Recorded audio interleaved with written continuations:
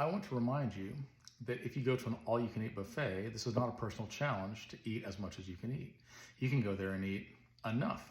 In fact, in life in general, you can just get enough, and actually less is more.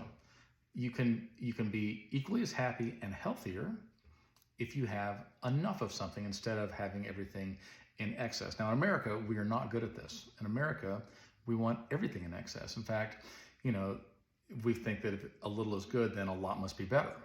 But that's not true, right? Life is about balance. If you just go in one direction hard, you're going to tip over. If you go in the other direction hard, you're going to tip over again. You need to find a way to balance your life out. Now, I started putting some pieces together, right? I was like, what's the leading cause of death in America? And I already know it's heart disease, okay? And a lot of that is because people are overweight. In fact, most of us are overweight, okay?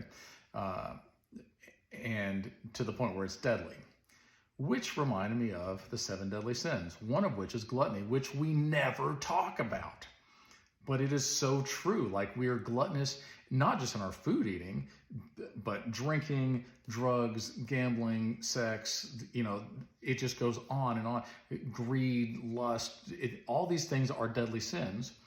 And really, it's wanting more than your fair share and just having a never-ending appetite, which ends up being the leading cause of death. And if you factor in other things that we're gluttonous about, drug addiction and so on and so forth, it really adds up to a significant amount of the reasons why we die is from these 7 deadly sins. Now, in contrast to that, there are the fruits of the Spirit. And one of the fruits of the Spirit is self-control. Something else we almost never talk about. We're like, oh, well, it's in God's hands or whatever. And you're like, but also our body is the temple of the Holy Spirit.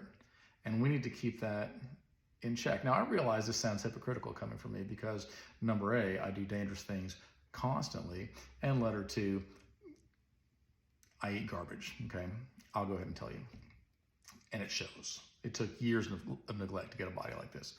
But I do think it's important for us to just go, you know what? How about enough?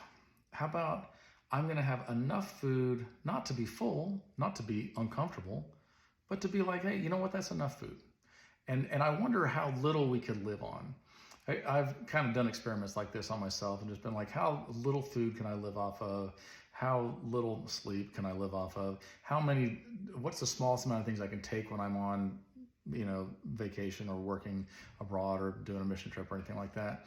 And every time I'm like, I thought I brought the least amount possible, but I didn't even use half of that.